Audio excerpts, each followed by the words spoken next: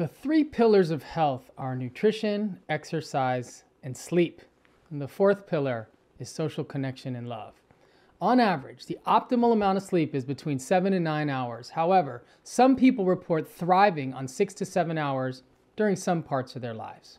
Age is an important and obvious factor, as children need more sleep than older adults. But it is not just the quantity of sleep that matters, but the quality. When we sleep, tissues repair and grow.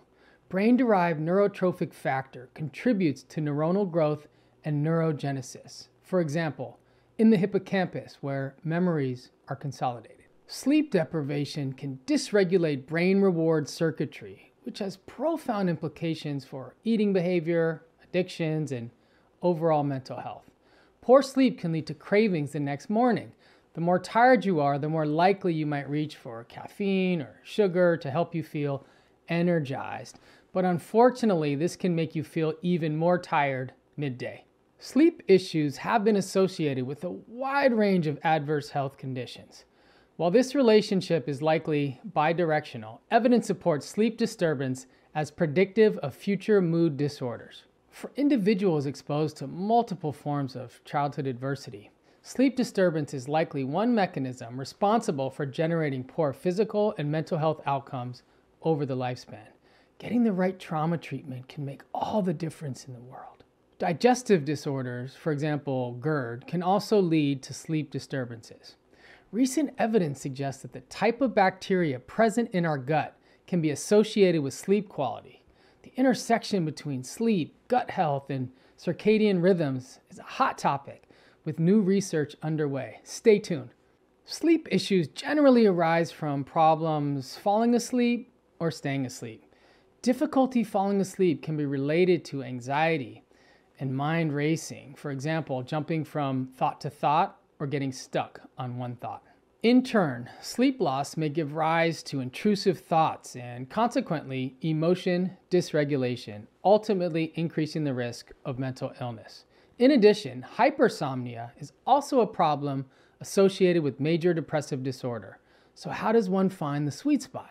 There are several ways to improve sleep hygiene and get into a better sleep-wake cycle. I'm going to make 14 recommendations, and your job is to identify the solutions that may work for you in your quest for optimal well-being.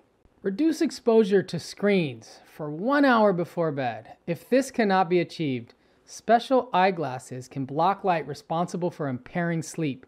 Make sure there's not unnecessary lights from electronics in the bedroom.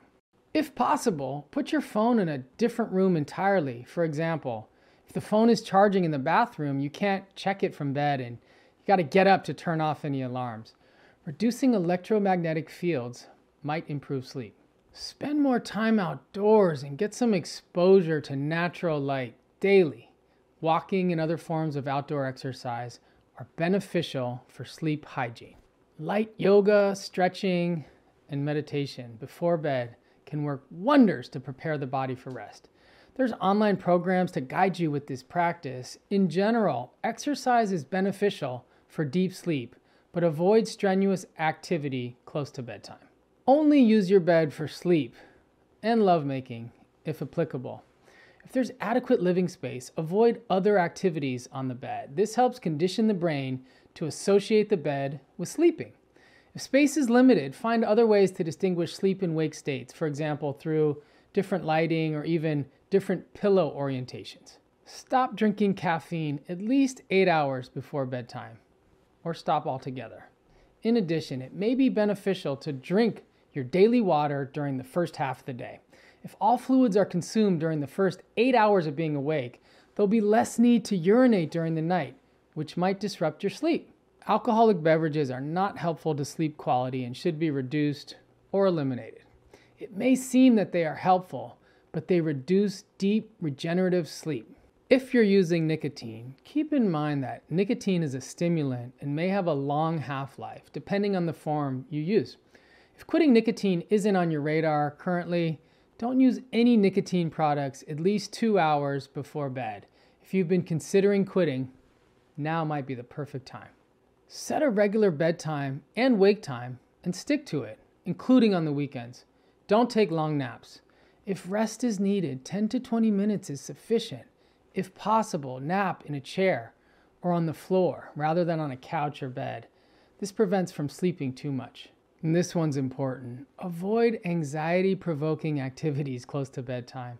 Save tasks and conversations that are stimulating, threatening, or have any potential for disappointment for the morning. Use earplugs or a white noisemaker to control noise exposure. Many people find these strategies difficult or uncomfortable initially, but after getting used to them, learn to love it. Me personally, I use earplugs and a white noisemaker in the bathroom. Use eye shades or a face mask if the light is disruptive in the morning. There's padded face masks that are comfortable and stay on your face throughout the night. Invest in better quality pillows and mattress, if possible. The bedroom's temperature is also important, and preferences vary from person to person, but generally, cooler is better. Temperature can be managed through proper sheets and blankets. Consider a sleep tracking device to examine changes in your sleep latency, duration, and sleep stage. These tools are designed to provide you with feedback along your journey toward improved sleep hygiene, but shouldn't become a new source of stress. In other words, don't obsess on the data. Consider using dietary supplements before bed. Since everyone's different, there's no universally recommended supplements for sleep. The most common is melatonin. However, this is only recommended for short-term use. Other safe supplements include magnesium and CBD. The wisest choice is to consult with me or another health professional for targeted supplement recommendations or dynamic protocols that change over time. If sleep problems persist, consider consulting with a physician for medication management. It's also possible that medications used for other purposes can make it hard to sleep or limit how much melatonin the brain releases at night. Please consult with your prescriber, but first, please consider that this program can help you achieve the best sleep you've ever experienced. Your next assignment is to select your ideal time frame for going to sleep each night and your ideal time for waking up each day. If possible, try not to vary it too much across weekends and weekdays. Your biological clock will thank you.